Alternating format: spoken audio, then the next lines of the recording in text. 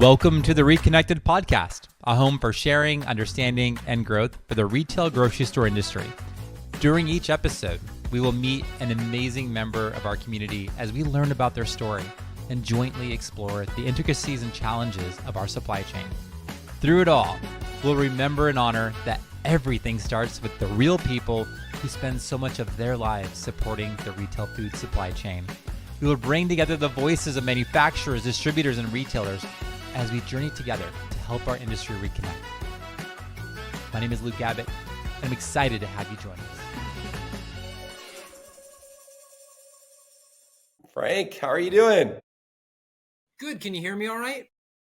I can hear you loud and clear. Good. Let's see. Good. Nice Can you to hear see me you. okay? Perfect. Okay. And just so you know, even though it might feel a little jumpy in the video, but the way this works is it actually will be perfect at the end in real time. Gotcha. Yeah, it actually kind of caches it on your computer and sends it based on the amount of available bandwidth. You got it. Yeah, you got it. Okay. Let's go. Are you ready? I am ready. Let's push the button here. Come on. Okay, ladies and gentlemen, welcome to the Reconnected podcast, where today we have Frank Schuck up in, what is it called? The bomb cyclone, Seattle. Yeah, we just had the millennials are renaming every atmospheric event. So this one is a bomb cyclone. In my 50 plus years, I've never heard it before. So it's new, right? Right? Yeah, I heard it just, go ahead. No, I'm up here in Seattle, Washington, which is a beautiful place. Where you work for one of the most amazing retailers in the country? I do. I work for PCC, which is the nation's largest food co-op. We are 15 locations strong and have been in business for longer than I've been alive. So really connected to the community up here in the Pacific Northwest. I didn't realize how long they'd been in business. About how many years is it now? Oh my goodness. I feel bad that I don't know the exact date. I want to say it was the end of the 50s, early 60s. Wow. It started as a bunch of community members got together and realized that if they purchased groceries and shared what they purchased, right, and they stored it at one place, it would be a lot cheaper, better for the environment. So that's kind of how it all started. That's amazing. And how long have you been with? So I have been with PCC about 6 months. I not transferred, but came over from another retailer here in the Pacific Northwest. Another smaller retailer that has been around since 1971. And before that, I was with a little mom and pop organization called Whole Foods Markets here in the Pacific Northwest. Yeah, it's a small little joint. And I know some of your former guests, you had Dwight Richmond on, who we crossed paths there. Justin Jackson, old JJ, he and I go way back. Justin Jackson's the best. That's awesome. Well, don't tell him that, but he is the best. I know. He actually, I have nothing but the utmost respect for him. He's an awesome retailer, so big fan. Is he always like perfectly on cue and smiling and saying always the right thing? Is he always that way? I think in my time working with him, I never saw him act any other way. He's always consummate professional. Just always been like a burst of sunshine. So he's an excellent person. I love it. So did you start your career in retail at Whole Foods? No. So if we go in the way back machine, I started. Machine. Where do I start? So my beginnings are from a small city on the East Coast called Queens, New York. And I went to art school of all things, right? And leaving art school, I didn't make a fortune. I didn't make a living at it. So I was looking for work and was down in Soho in New York. Okay. A roommate and we were just looking for work and stumbled upon a place that said hiring, and it was called the Gourmet Garage. And it was there in Soho, and their concept was to allow the guest to purchase as a chef would, right? You go in and it had choice ingredients. So that was my start. And then I worked, where did I work? I went for another little place called Balducci's. Oh yeah, King's Balducci's, or just Balducci's at the time. Yep. Balducci's at the time worked for Andy Balducci. And at that time, my drive was cheese. I was in the cheese world and Okay. really cut my chops there. From Balducci's, I went here to the Pacific Northwest for a little stint and worked at a place called Delarente, which another kind of staple in the Pacific Northwest, you know, retail world. And I worked there. And then I went, back to New York and worked at a place called Murray's Cheese. You may A have very heard of it. small place that now is Very national small inside place. Kroger stores. Correct. Yeah. And I have just such great times at Murray's. It was kind of the birth. And then I went to work for a partnership in Brooklyn, New York at a place called Bedford Cheese. So you can see there's Okay. a pattern of cheese here. And then Cheese, after yes. that, I moved back to the Northwest where I've been for the last 20 years. Okay. And I worked for Whole Foods for about 12 of those. And yeah, so here we are today. So roundabout, So, here we are. but I've known you at your last job and this Yes, current job, and I feel like you became a grocery guy at some point. I did. What Right. happened to So you? that's a great question. So when I was with Whole Foods, I was what you would call a hybrid, right? I was a specialty coordinator. So my primary focus was on providing people everything they really didn't need, but that they wanted, Yes. right? All those things: Indulgence. wine, Yes. coffee, beer, cheese, charcuterie. And part of that, so it was half perishable, half non-perishable. And then at some point towards the end of my Whole Foods career, an epiphany. I was fortunate enough to go on a basically a health immersion. John Yeah. Mackey had us being very healthful, and so I went to see Dr. John McDougall. And after that brief stay, I converted to be a vegan. So it was not impossible, but I found myself more. It was more challenging to have that same passion behind cheese and charcuterie, right? So I was leaning more on the non-perishable and center store side. So was it Dr. McDougall, was he a vegan too? Yes, he's there in Santa Rosa. Was he passed away? But he was in Santa Rosa, and Okay. a big proponent of plant-based eating and living. So yeah, changed my Okay. life. That's a really big change, especially It is. because of your career and how you came up and Well, yeah, it was. Let's see. At the time before I went to Dr. McDougall, I was 395. That's quite a heavy person for. And hold now, on. Are you kidding? no, What a no seniority. transformation. Yeah, so it's been over what 12 years now. I've been plant-based. Yeah. I feel better than I did when I was 19 or 20. And loving life, right? Yeah, so big change. Your whole you being here today and alive and healthy might be tied to that Dr. McDougall time. Wholeheartedly. I stake my life on that basically. Yeah, that changed my life and it put me on a path where it kind of not only do you readjust your eating habits, your body, Yeah. it changes your mindset and how you see things in a brand new light and kind of right. You see I don't know, it's kind of like the Matrix, right? Where you see through all these patterns of what you Yes. thought was true and what your behaviors were. And now you've questioned those, so you question a lot more. So that's one of the things I find fascinating about like center store grocery is it's never without stories. It's never Yeah. without origin, right? It's never without terroir. So everything that I found I was passionate about with cheese, it kind of magnified and quadrupled when I got into the non-perishable world. Wow. Like, So yeah. so as you think about a PCC, like Hmm. I see where you work and with Noah and the team over Yeah. there as being like the Amazing. purest of the purest relative to food quality, integrity. I feel Yep. like you hit the Taj Mahal of it. Is that fair? I, yes, it is. I joke that I can sleep at night now. Yeah.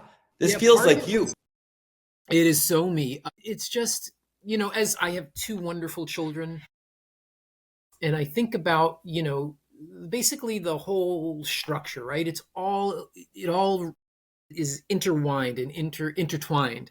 And Yeah.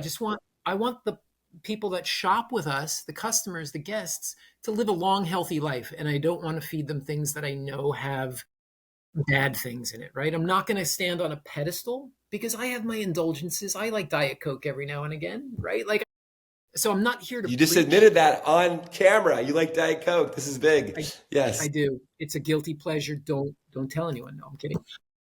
But no, I would be a hypocrite to say that these things do not have a place. But I think when the majority of Americans, it's not the treat, it's not the little extra. It becomes the everyday where we have a problem. So the Yeah. standards of what we're looking at currently within PCC, in my career, they are probably the most well balanced and structurally sound quality standards in the market. Period. We are even working. We have a great team. We're working on working with local government, federal government, trying to really stake claims and be. I always say we're going to be better tomorrow than we are today, but today we're doing pretty darn good. Yeah, that's okay. And then, and as you think about this space, and I think I used to work at Jimbo's where Justin Jackson is now. Yep. There's a transition I've seen in natural food stores where it used to be crunchy granola, is what I'd call it. Yep. And now what I see is like the convergence of specialty and natural, where you can actually, there's not the sacrifice anymore on flavor, texture, on the experience. Yeah. And I'm curious if you think that that is some window dressing, or is it really possible to have your quote unquote cake and eat it too? Yeah. I'm a proponent. Yes, it is able to have your cake and eat it too. You might just have organic or Vegan unbleached cake. flour in your cake. Yes, yes. So it has to meet those standards, but I'm finding, so here's the thing. I think it's, you look at the two-way street or two-way tracks, and the trains both jumped the tracks. So where the Yes. conventional world is seeing the need, the growth in natural and organic, so places like Kroger and all those biggies are, Walmart, they're getting more and Yeah. more vegan, natural and organic, gluten-free. So they see that they need to go down that avenue. We on the natural, organic, local side also see the need to make sure we meet our guests where they are, right? Like if they want a donut, but they don't necessarily want an unhealthy one, right? We'll make sure they have pure cane sugar. We'll make sure everything is up to standard. So yeah, I think it's a perfect new world. Yeah. And yet, and there also is new discovery. Like what I hear about now is I remember my 29-year-old son calling me who had never really been on the health food side. And he's like, Dad, I'm eating, drinking raw milk and no more seed oils. Okay. And seed oils was something I had not even, was not on my radar screen as someone being in the natural channel until the last 2 years. And now I'm actually here in Phoenix to, staying next couple of days. And this retailer is telling me more and more, like, we're not bringing things seed oils in. And it's interesting that the what would you call it? The edge is constantly moving. And I guess it's Yes. because of awareness. Like with seed oils, would you have not eaten seed oils 5, 10 years ago? Or is that like new awareness we have? I believe it's new awareness, right? It's like the what is it? The storm bomb, the atmospheric bomb that we have. Yeah. It's new awareness of things that were there, and I think the more we as, let's say, we as Americans, the more we are really thinking, we're trying to get people back into thinking about what they consume, Yeah. what they put in there. It's like we want them to read the ingredients. We want them to understand everything that's in that NutriFact ingredient deck, right? If you are looking at an ingredient label and in your mind you can't picture it in your cupboard, like what is that, right? That tells me it doesn't have to be in that food, right? Right. I believe that that is what we see, and so yeah, there are going to be things tomorrow. I know, like for non-GMO certification, for instance, that keeps shifting too, right? Like every time we see people looking into different ingredients, we find new things out that are not necessarily what we want. The mark always advances, right? We're going to keep going until we're never going to have perfection. But I hope in 10, 20 years, we have more Americans that aren't like pre-diabetic, more Americans that live longer and healthier and eat better food. That's my goal. Yeah. Yeah. I love that. And working and very intentfully here about not being political, but we also see like RFK coming in to administration, the next administration potentially. He has to be confirmed by the Senate, but it's interesting, right? How we like there was I don't know how you'd call it. There was the establishment, and they told us to here's the food triangle, and here's what to do, and here's all these things, and then there was certainly like things we heard during COVID that we need to do, and and then there seemed to be this almost like this mass disaffection that's growing with what our leaders were telling us to do to be healthy, almost like it was like a huge miss. Like was it all fake? And now it's like it's shifting really, really fast. And just think about even the discussion of someone like an RFK who doesn't believe in seed oils and eating fast food and all these things. Or even concerns about what do you say, the pharmaceutical industry, all these things. Is this an interesting time? I'm curious your thoughts. It's a very interesting time, and I'm going to go on the record here. I am not I'm not a historian. I'm not a food scientist, right? These are all just anecdotal things that I've learned over the past 31 years, and what I've seen in my own transformation is that if we look at, say, my mother's generation to now, mom is 85, bless her heart, it was the ease, the convenience. Oh, just, here's a ready hungry man dinner, and here's this and that, and you just pop it into the oven. So we went away from people eating real food, right? I'm not saying that what is in those packages isn't real, but we've stretched it to the point where I think it was it'll come back to me, but there's a great book called The Food Rules. Michael Pollan wrote this amazing book. And he was like, if your grandmother couldn't recognize it as food, it's not food. It's a food-like substance. So I think we're starting to see, like, it's hit that peak. Like, how many flavors of Pop-Tarts can we have? You know what I mean? It's just enough is enough. And I think COVID was it wasn't a good time, don't get me wrong, but I think it was a check mark, and it's marking a change, like a platonic, a change in the plates. Tectonic change, yes. Tectonic change, where there were people at home. I haven't seen as many bakers pop out of the world, or brewers, or people making hot sauce. Like, people started to make things again. Yes, and they did. Reconnecting. Yes, they're reconnecting to cooking. Like I said, as a category person, I can't see any more hot sauce. But you know what I'm saying? It's like, yes, into it. So they're interested. TikTok, all these different things. They're seeing more where the food comes from, and they're more aware. So I think the more awareness, especially my children, your children, and then the next generations, are going to be more aware of where things are coming from and question that more. They're not just going to take it for granted that it's great iron, or it's full of protein, or like, they're going to ask more questions. Yeah, I think I saw this speed up as well during COVID, and I'm thinking of companies. When I first started V Driven, I invested in companies like Three Trees and Abbott's, and it's interesting, right? Because if you think like the evolution of plant-based milk, for example, it was Tetra Pak, and then it went to refrigerated, and it was like a bill of goods. People were told that because it's refrigerated and fresh, therefore it's better for you. But if you looked at the average cup of almond milk, it had 4 almonds in it. And then you look at like a Three Trees and a Malk, which had like 4 times the almonds, 4 times the protein.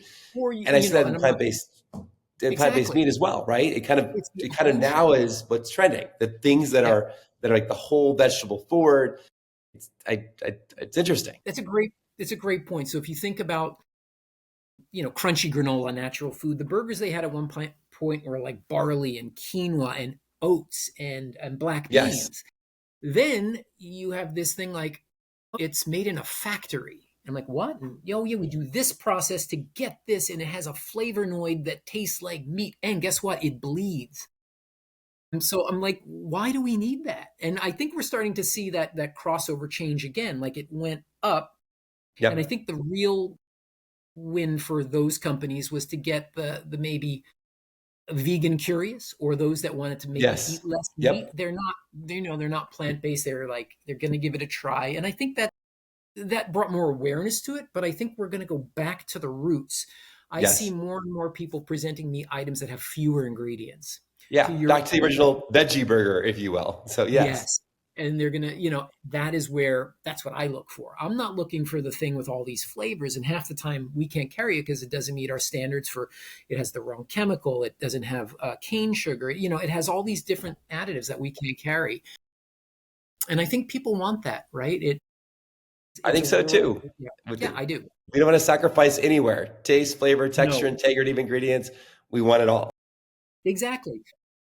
It's going to also, like, I'm trying to think, like, our food system right now is really fragile. We're seeing that with aviary influenza, right? Like how it can impact nationally. So I think, part of it is simpler ingredients, fewer ingredients, more localized, and then supporting, it used to be when I first started, not used to be, but it was a three-tiered system of support and partnership.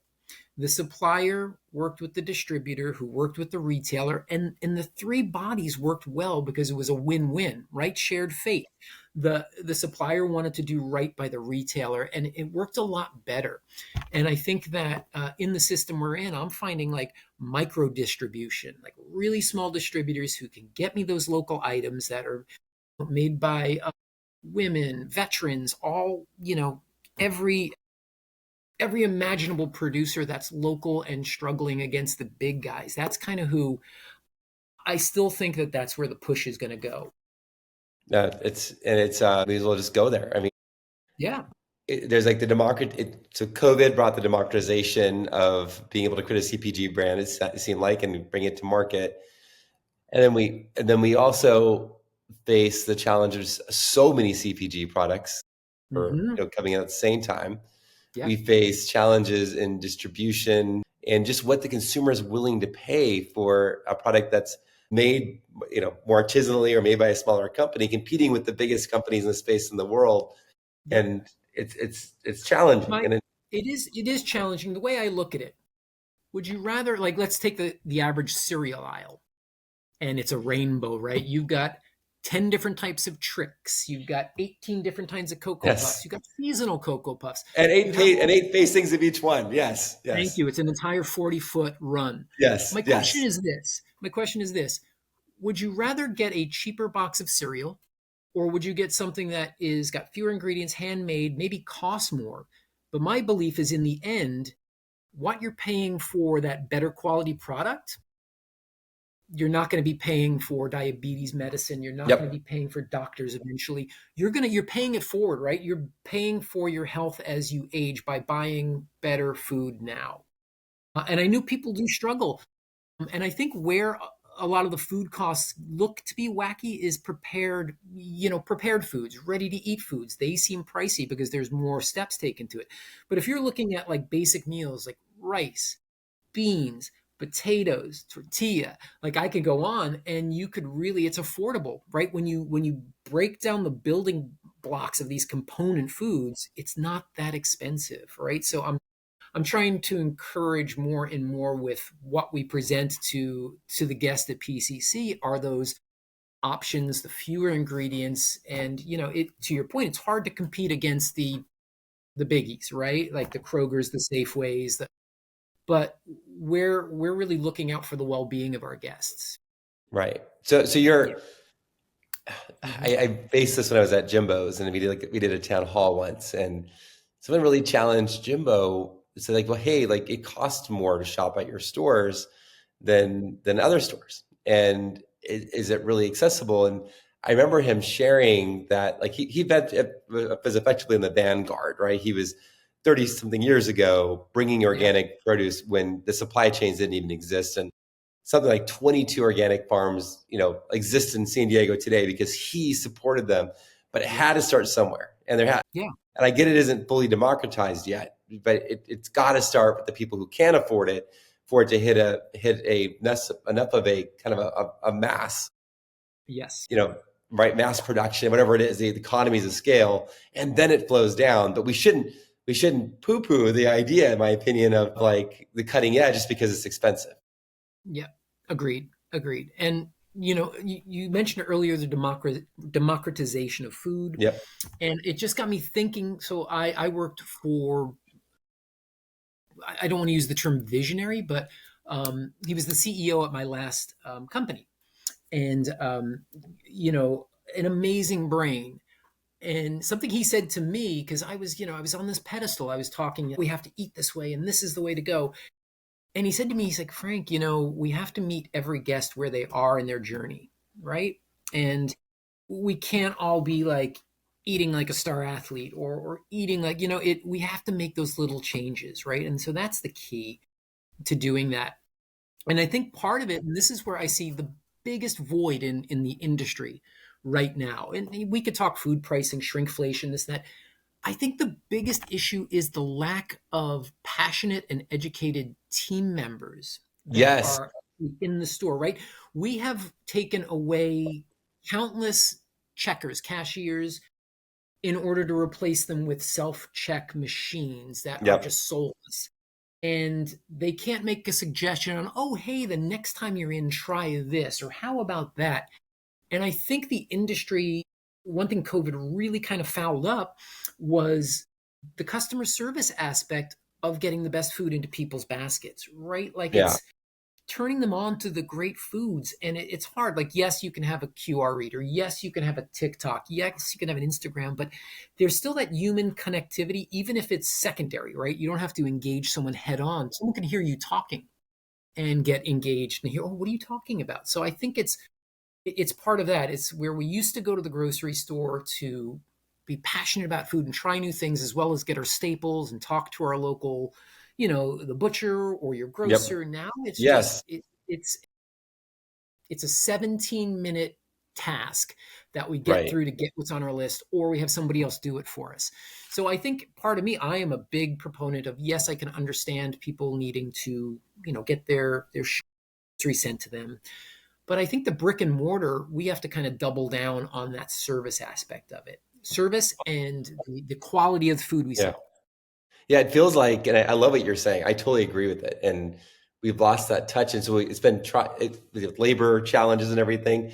We try to like close the gap by having, if you think about it, like a price tag on a shelf, and then it has like organic and local and vegan, and tries to tell you the story, right? And but it And just doesn't get it done the same way, right? and that's the thing. And you know, trust me, I'm not being disparaging, but when I see certain packages and it kind of looks like the hood of a NASCAR, right? But Like there were yeah, just so badge, many badge, badge, logos. badge, I'm like, badge. Yes, right. yes, Oh, this is made. Oh, it's Irish made. Oh, look at this one. It's made by a left-handed individual. Look at this one. It's made. It's like, enough. Then that's back to, how does the food taste, right? We're right. selling all these things. Some are amazing. Some are, entry level, okay, and then great. How are we?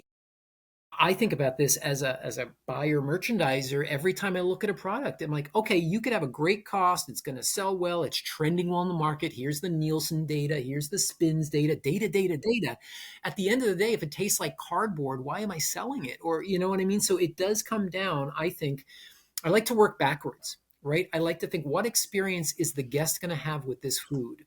Are they going to love it? Are they going to hate it? And work backwards and try to really curate the best selection possible. That sometimes means that we're not always cutting edge or head of market, but it means that we're really taking our time to ensure that the customer is going to love it, it meets their needs, and that it's better than others for them. Right. Yeah. That's beautifully said. And so I'm curious, and it's fun that we have you here because I love you. you're the front line of decision making, right? And a lot of people watching this podcast are like, they want more than anything to be on a PCC shelf, Yes, they right? do. Yes, they do. So what is your job? Like what are you held accountable to at PCC? Is it, comp sales, gross margin? Is it like being aligned with the values and principles I, of PCC? I'm so just curious. in a nutshell, all of it. It's really right. It's like, in order for us to continue with our missions and things that we really want to do, we need to be profitable, right? We need to be profitable. We need smooth operations. I'm a big fan of still building admirable merchandising, really having displays that make you say, that's great, not just placed on a shelf because that's what the algorithm says needs to be there, right? Like, so we taste products, we work with people, we have so many items, like, and there's so many people contacting us that, oh, we've got a great X, we have a great Y, we have a great Z. and I understand it. But then we have to start looking kind of, then we go into the more granular nature of it. Is it organic? Is it fair trade? Is it local? Is it regenerative? Is it like, so we look at all these other things, but ultimately it really comes down to flavor, and kind of what the cluster, what the market is really looking for. So, there are products that we sell that I wouldn't buy, right? I don't like them. I don't eat them. Bacon, I don't eat bacon, but we need to have it. So there's that fine line. So I am not the end all be all. I am just basically I am the one that's almost pulling the final lever, right? Like Okay. I kind of set the tone for how that category is going to shape out. What are the good, better, and best items? And then we Right. work on all that. That's Yeah. beautifully said. And if you think about like what you do at PCC compared to like a conventional chain competitor of yours, Yeah. the conventional chain competitor, I feel like there's a little bit less art, right? It's really like, what does the data say? And for I think, yeah. And I'm just going to generalize, right? We'll say here's big competitor. And I think this is where it's a little broken. Another thing that's broken, well, where, the supplier wants to get a product into my store. In order to do it, they've got to pay certain fees to a distributor. And then the distributor does this and this. So there are all these layered on fees to someone who is going to produce a product that I want on my shelf. So at the end of the day, it needs to work out. And I think you're going to see a lot of the bigger corporations that have sub corporations that can afford to pay maybe for big ads, or maybe can afford to give really deep. So, I keep looking for basically producers that are not megalithic, right? They're not that big, that can still service the needs of 15, 16 stores, but and then hopefully get into other places. So I think there's needs to be a repair to the trifecta, of our system, right? From producer to distributor to retailer. I think that we all need to get on the same page, because at the end of the day, we want everyone to be successful. So I think right. No, I that's think I think part of the challenge there that I see is as someone who's been a distributor, works with brands, help lead a retailer, is the true cost of the system isn't being captured in the margins being charged. And if that's fair. So like a national distributor like one that you work with, they Mhm. do not make a profit selling you or Whole Foods or anyone else's product. They have to cost shift back. And that's because there's the markups they're quoting to the retailer are just below their costs. And so if the perception becomes that it's unfair or the cards are stacked against them, really the distributors aren't getting wealthy, right? The Yep. problem is the opacity of the system. And so we talk about this democratization that happened through COVID, everybody jumping in, right? But Yep. then and they got these contracts they signed, but they didn't understand what those words meant. Because how could they, right? Because they're jargon to our industry. And I think that's where this big disconnect happened, is just a lack of awareness. You need to build in at least 8% for the cost of doing business with your distributor. And if you don't, Yes. you're going to be very sad. Nope, because they're going to ask you to do cyclical ads, quarterly ads. You're going to have off invoice. They're going to require from you. You got to have X amount. It's really hard, especially for those small producers, right? So here in the Northwest, we have a very small, distributor based out of our Skagit Valley, and Okay. basically they have, producers from around that area that make a variety of products, and they get it to all of our stores. One reason I like that is we have that direct chain to just a little bit north of us, so it's very local. They are on the spot. They're always there to help us, right? If we need a will call, they're always gracious.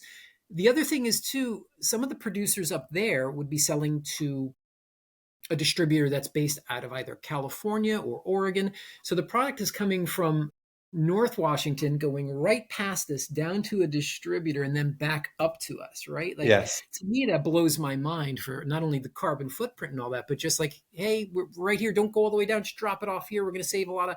So, we keep trying to foster those relationship and maintain those with our local suppliers and Yeah. distributors. And those local suppliers might have a markup that's higher, ostensibly Absolutely. higher than the national distributor. But in the end, the brand didn't need to build in the 8% plus. And in the end, you're probably about neutral. And then you also have a better carbon footprint. Correct. Yep. And something I'm a huge fan is, and this is not just here for the Northwest, but anywhere anyone's listening across America, your local producers, I believe that those products should not be retailed at the same margin as something from a bigger producer, if you make sense, So right? actually, Like the retailer ideally would I take a lower margin on I that. believe so, right? Put your money on locality. Don't just kind of whitewash it that, oh, it's local, and then charge the same insert margin here as you would for something like a Kellogg subsidiary, right? Like it should be, we should invest to maintain those locals. Otherwise, eventually all we're going to have are, you know what I'm saying. Yeah, I know what you're saying. And So going back a little bit in the conversation, there's one area I wanted to explore, and that was, again, comparing you to the monolithic, big conventional retailer.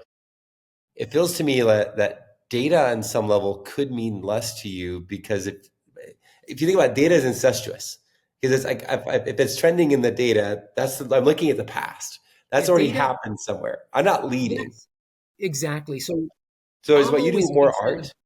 Yeah, it is more art. It actually is. It's a mixture of art and science, right? Like Da Vincian, because like once I see the data, to your point, it's already in the market. Somebody's already got it. It's already, and data, you could look at it any way, right? Like there's always, I can take a data sheet and give you a positive of it and then find a negative of it, right? Data is very whatever, right? Like it's important because I don't want, if I see something on a downward trend, I may not want to go for that. But at the same time, I had someone come in and say, we are showing the greatest growth in this category. It was the most obscure category. I think they were the only product in that category. Or like, oh, our year over year growth is great. Well, you only sold one last year because you were new and now you're selling 100. Right. Right. So data is just, it is what it is. But it's, how does the product taste? How does it look? Who does it resonate with? I think a lot of that goes to it. And eventually, I want to go backwards in time to those retailers like the Balducci's I worked for, the Murrays, and get to a place where we don't necessarily have an encyclopedic set in a category, but it's curated and we have something to meet people wherever they are coming from, right? Like if Yeah. you've got an unlimited shopping budget, we've got this oil for you. If you're just looking every day and you need a decent oil, we've got this. And then if you're like, you're really on a budget, but you still want something that meets all of our quality standards, we have that too, right? So it's all about tiers, journey, curation, and just, continuing that. Tiers, journey, curation. I think that should be like a Yeah, slide deck to it people. should, right? Like, and then the other thing is, and I'm sure you feel it, let's just use hummus, for instance. You could shake a stick and find a hummus. You're going to hit a hummus. There's a lot of hummus out there, but how do what's the difference between this one and that one, right? The majority of hummus has oil, tahini, garbanzo, XYZ. It comes down to the flavor and a lot of the other factors. But when you bring me as someone looking at a category, do I need a new hummus? Like, have I got everything on the shelf that meets all of the needs? Or is this is a hummus made from edamame? Is it made from something different that I haven't tried before? Like, what do we got going on here? And I always like to try to get that first to market opportunity. I don't like the term exclusive. I'm not a fan of exclusive because if it's something that is that good, I want other people to try it, even at other retailers.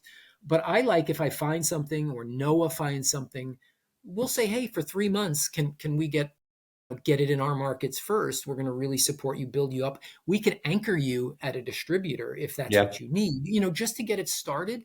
My end result is not to have things just at us, right? We want to offer more than a product. We want that experience. We want that service. And we really want people that shop with us to understand we're not just there to sell them groceries. We're there to help them on their journey and meet Yeah. them where they are. I love I And love a very dear and someone that I love with absolute passion talks about this journey and going on the journey. And when I heard that, I lit up, right? I was like, oh my goodness, it is a journey. It's a food journey. And so, yeah. I love it. So you're authorizing a product, younger Hmm. brand, Yeah. and they don't have the data to support it. They're not known by everybody yet. They don't have the crazy Instagram. Yep. What levers would you like to see a brand pull? Like a Washington-based brand launching. Yeah. What can they do to succeed? And so for anyone listening on my end, I am not a I don't want to beat them up over putting something on a promotion, right? I don't Yeah, think promotions are the answer because people will sometimes shop a lower price point and then if it goes to its normal price point will not buy it again. Right? It's like sometimes they're just shopping on what's on sale. So I believe a new brand should launch with kind of like a mini fanfare, right? Like call it out that it's new on the shelf. I truly would rather see a smaller supplier producer do demos, right? I Get thought you would in say there. that.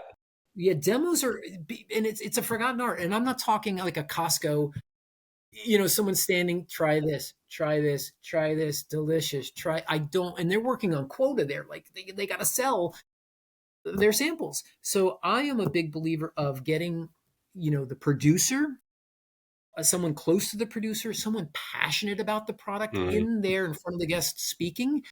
And I can tell you when the rubber meets the road, those products sell like wildfire. And then you build this kind of great relationship. So for smaller, I would rather not have promotions and put their time, their energy, and their money into demos and letting people taste.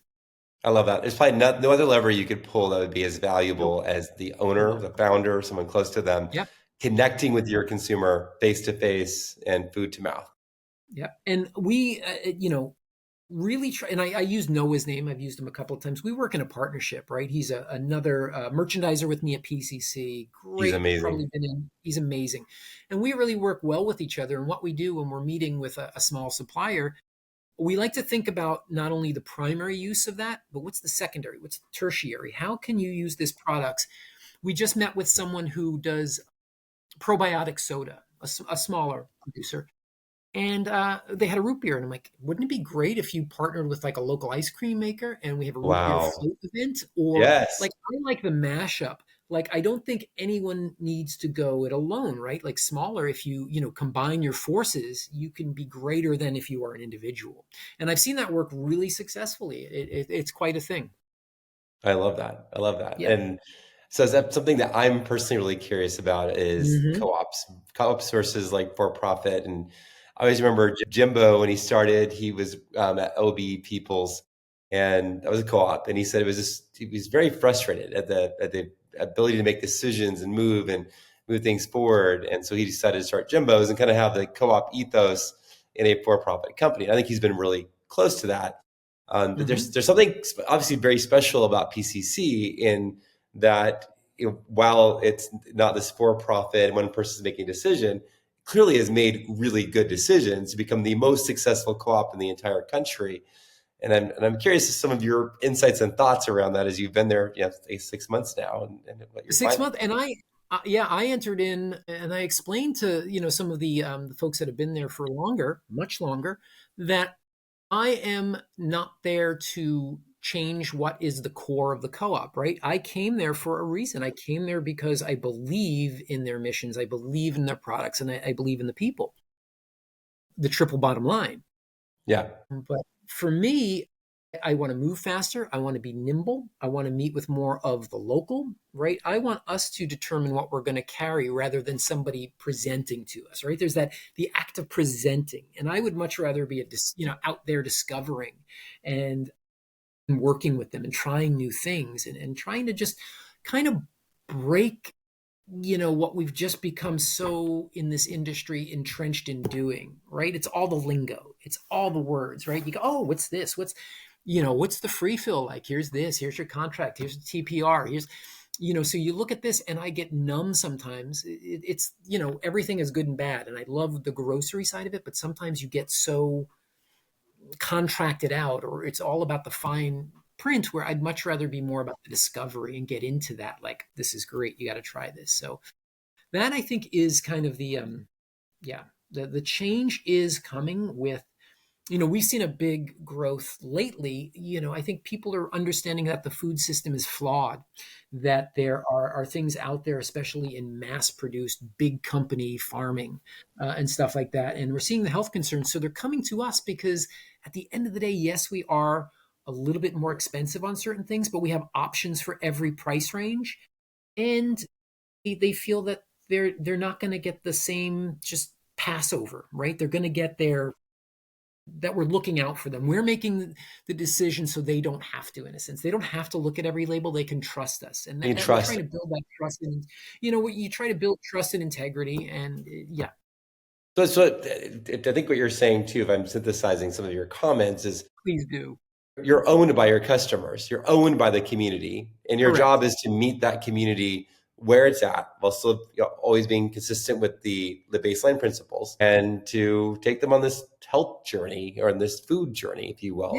Yeah, I would a food journey, because like I said, we've got things that are not necessarily healthy, and I wouldn't stand on a pedestal, but it's the journey, right? It comes back to that. At one time, everybody is gonna, I would guarantee, is gonna try one form of eating, be it keto, paleo, vegan, plant.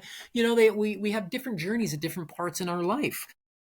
I meet people who are 15, 20 years older than I am, are now coming into plant-based because they're trying to maybe get their cholesterol lower, or they want to feel better, less inflammation. And then you have other people who are all about getting the best choice beef because they're going, so we are there just to meet everybody where they are, not to push them down a certain road, but just to leave every road as an option. And Okay. that can be challenging, but it's also, for me, it's so exciting that here I am, kind of like the, what is it, the crossing guard, like, oh, you go that way, you go this way, I'm going to look at this and really work on it. And I love part of it. it, is, and forgive me if I ramble, I like to talk. No, that's what you're here to do So today. Let's do this. another thing is, we have, like, not legendary, but we have keystone brands, right? That are part of the natural and organic industry, and they've been there for a long time. And they need to remain, right? There are certain cornerstones, like you cannot have this, I'm going to use Bob's Red Mill, right? You need Yeah, Bob's Red yeah, Mill. But there might be a new small artisan producer of flour. You need them too. So when you're making the decision, it's not just always bringing new, new, new, new. You have to reinvest and double down and still have that commitment and the partnership with the supplier, and, maintain that. So it's, I always joke, no I nuance. see so many products, but the shelf is only 3 feet, Yeah, right? Or 4 feet. That's it. It's not growing. So in order for me to bring in something new, something has to come out, right? So, and if everything within that subset is, let's say it's all working, you have great turns, your days on hands are fantastic. What do you do? Do you disrupt a set that's working to bring something else in? And if so, what do you bring out? So, we love working with our suppliers. So if they have, let's say, 5 items in their line, if they want to do a line extension, that's a little bit difficult, right? Because we have to go through a categorical review. If they say to me, we just want to do a swap out, we'll take our lowest 2 items and we want to put these new ones in there. Any day of the week, they can do that. We really encourage them to self-monitor. Like I said, the more they are successful, the more we're successful. I And it love where you're freshens them up. going with Yeah. this, and I didn't expect to go there today. But I once spoke to the one of the founders of Suja, and I get on a call with him, and before we even start talking, he's like, "Kill the dogs," and I'm like, "What does that mean?" He says, "Like, I just, whatever we talk about, the biggest lesson I ever learned in this space was get rid of the SKUs that do not sell and to move on, and essentially this idea of responsibility of the manufacturer, of the brand, to curate their space to maximize performance for both. And that's the core of partnership, not holding on to things that don't sell." No. And another thing is, if you're in a category, let's say that is saturated. Let's use yogurt, for instance. How many vanilla yogurts does one retailer need? How many vanilla how many strawberries? So if every brand has a vanilla, a plain, and like, right? Do you need them all? So it Yeah, comes to the question, like, what are you really good at? Okay, you're good at alternative flavors like a chamomile rose yogurt. All right, let's lean yeah, into that. So really understand, when you are coming to me, you should tell me where you fit into my business. Like, Are Yeah. you competing with this? Are you on level with this? Are you like the crazy cousin off the other side with it? Like, where do you see yourself in my locations? Yeah.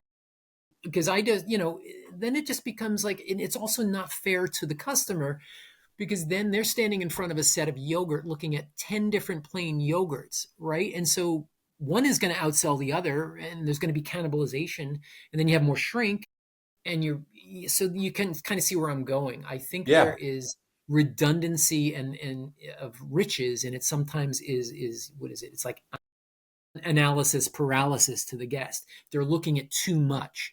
So that's where we curate and we're saying, here's what we're going to give you. Yeah. I love Yeah. that. And do you at PCC share data if people request it? Or, I mean, I'm trying to figure out, like, trying to be that good steward of my facings and my product you've authorized to make sure it's moving. Yes. Yeah. If you're selling something to us, we may not necessarily give you the dollar amount, right? You sold $100,000 worth, but I'll give you the unit, right? How many units you sold Yeah. by store, by Yep. that's no problem because that's the partnership, right? Why Yeah. would I keep Yep. from you what I'm selling? Now, if you ask me what a competitor is selling, that's verboten. I would not do that. That is their business, not your business. But Yeah. and some of that you can get from any company. Yeah. Yeah. I love that. And so going back to kind of this co-op aspect, I think you are part of National Co-op Grocers, NCG. Is that Yes, we are. correct? Yep. Yes, we are. We're the largest. Largest. And does NCG have, I know they have like the core sets that they approve in Yep. Minneapolis. Is that something that they have some control over your sets as well, or is all of your decisions made at your level? No, we support NCG, right? In order for the national deals to get made, we have to be Yeah. a participant in it. Okay. We do have a little bit more leeway simply because we are larger and we have some private label items that we have. So if we have a private label, we do not have to necessarily carry that NCG item, right? Got it. And Got it. NCG, they do so many good things for us as well. I couldn't even list them all here, but like a lot of what I'll say, the items for everyday use and for those that might be on a budget, those come from NCG deals, right? We get natural beans that are organic and that are great at a real good value. And that's because they can, do deals on a national level. Okay. That makes sense. I was really curious about that. And kind of going back to the fact that PCC is on the kind of the cutting edge. Any thoughts on what you see and you're comfortable sharing, like as like kind of the next frontier that brands should be thinking about, whether it's ingredients or even product development? Just curious. I know it's very broad. Yeah, it's very broad. Some of the things that I'm passionate about when I look at is packaging, Okay. making sure, bells and whistles are bells and whistles. It needs to be, and I'm not necessarily, saying it has to be a fully compostable packaging, although I would like that. I think it has to do with, yeah, I'm trying to think. There's so many things. Packaging, But I think packaging is a really it's, important thing. I mean, it is. CPG by definition, we're packaged, so it's core to what we're Uh-huh. doing. Doing that better can change the world. Yeah, I think so. We, for instance, in our cold beverage area, we don't have any plastic bottles, right? That's a big plus. So we have aluminum bottles. There's a great, great, great, great, great olive oil from Spain. I'm not going to name it because I don't know, but it comes in a squeeze bottle, right? Yeah. You can, but they just came out with like refillable ones in cans. And we added Yeah. the cans, but not the squeeze. And people are like, why didn't you add the squeeze? And I'm like, well, it's more plastic in the world, right? Whereby we sell cruettes, glass cruettes that you could pour your oil into and use it that way. So I'm hoping that over time, we see, yeah, simpler products, simpler packaging, and just fully being transparent to the guest. I think the customer should always know where their food comes from and what the future is. Yeah, that's interesting. You mentioned about packaging too. A couple of years ago, actually, it was last year, Sasha and I had for Lent, so we were giving up CPG, and Okay. we started going to zero waste stores and like bringing in. They actually would already have jars that were donated there and filling them up, and we felt really, really good about that. And there actually is a retailer in San Diego, Fraser Farms, that Yeah. has the ability to bring in your own. And I'm curious, is that something that PCC is looking at? To an extent, right? We try to do it if it's a clean jar and we can do a Yeah. tear weight on it. There, it's funny in kind of the quest to make food safer. It's Yes. kind of sterilized a lot of things, right? Like there's so many regulations. You can't bring this in, you can't bring that in, you can't do this. And I understand at the end of the day, it's to make sure people are safe and safer. But I do believe there needs to be more work done nationally to get more of those reusables. Like, how do we work that out? Because I think that's brilliant. Like, I have jars of peanut butter, and once they're done, I go to our stores and I use our peanut grinder, Yes. and I'm refilling it, and it costs less than if I'm buying it by the jar for the same brand, and I feel better about it, right? So Right. it's those little things. Like I'm part of a Ridwell. Have you heard of Ridwell?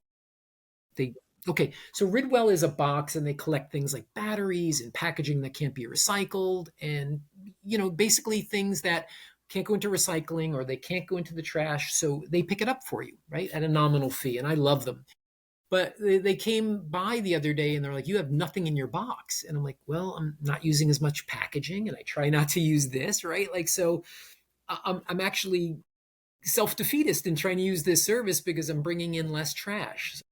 It's I think you're actually doing what was meant to Yeah, happen there. Good job. it is. I think, but yeah, my hope is that my kids, your kids, my parents, everyone just starts to really just stop, because there's been a lot of talk about food costs and gouging and all this other stuff in politics, and the truth is, if you really really delve into it and just not on the surface and understand where your food is, why certain food is not to use better, but I think more people will understand. I don't think there's enough education on what it is we eat and where it comes from. Like, people just assume, right? They get a catchy jingle and a catchy package and they're going to buy it. And I think that's a disservice not only to the supplier and what they're doing, but to the guest. Yeah. Well, I would just say that you and I have seen tremendous change in our Yeah. lifetimes, Mhm. if that's fair. I Yeah, remember it's going to very. the grocery store growing up, and it was all just national CPG brands. There was no, for the most part, emerging natural food, and it was completely de-democratized. Yeah. And we are living in a space right now where it's it's so different, and there's so much more opportunity. I see it, but we've already come so far. And Yeah. even the last 10 years, it's been I, I, momentous. I feel really and good about being in this space. I do too. I'm hopeful, right? I never give up hope. Like I said, it's a journey. And sometimes you go on a journey and you just have, a really bad time on that trip, but you're going to take another trip and you're going to take another journey and it's going to get better and you've learned from that trip. You had mentioned it back in the days, like, yeah, my parents were on a budget. So we'd go to one retailer in New York. It was called Pathmark. I don't think they're around anymore. And Yep. they had like a white label, no frills. And so mom got a lot of her pantry stuff there. But when it came to produce, when it came to meat, when it came to bread, New York, when it came to bagels, because they're the best, we would go to different places for that. And, because yes, she might pay more for produce at the produce stand, but it was a better quality and she understood that. And she also loved to talk to the people that were helping her out. She knew this person and that person. And I think more of, as we seem to as a nation be divided, right? I'll just put that out there. We're divided. We all need to eat. We all need to eat and we all need to break bread. And I think that the more we come to terms on gathering over food, eating food, the experience, the journey, we can, in my perfect brain, it would all come together, right? We all get together over food. Yeah, I love it. I think that's a And beautiful place to start to end our time together. That yeah. is so much of my life, and it seems like so much of your life has been coming together with people over food, and then doing that for others. It's And beautiful. I thank you. And I just want to, I want to apologize. I ramble a little bit sometimes. I talk with my hand. It's just the way my brain is wired. When I start to talk about food and things I'm passionate about, I get a Yes. little long winded. So to your guests listening, just look me up and we could talk for hours. So. Well, I also am grateful that as I was starting Be Driven and starting to reach out to retailers, you were always receptive to meeting with me and eventually with me and Sasha, we come up there. And now you're meeting, I think, with Emily from my team. And just, you've always been just open and supportive and really appreciate that.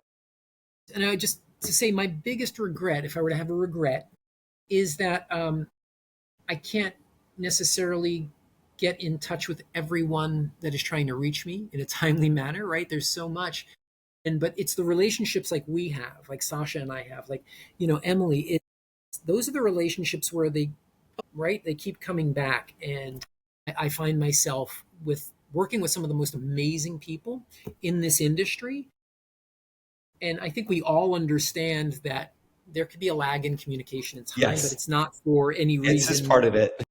Yeah. And so that's one thing I would tell new suppliers out there, maybe some distributors. If you don't hear from me right away, that doesn't mean that I don't care. It's just a matter of bandwidth. And I think most buyers and merchandisers you speak to wish they just had more time to speak to everyone, right? But it's there's only like 50 hours in the week we work or more, or 60. I think that's Yeah. fantastic. And like I Yeah. was going to say, you're a good egg, but I'd say in modern parlance, you are I am the a wonderful mung bean product that yes, hatches. yes, We'll do that. yes. Or I was going to say a veggie forward, whole Yes. food egg. Beautiful. I am there, right?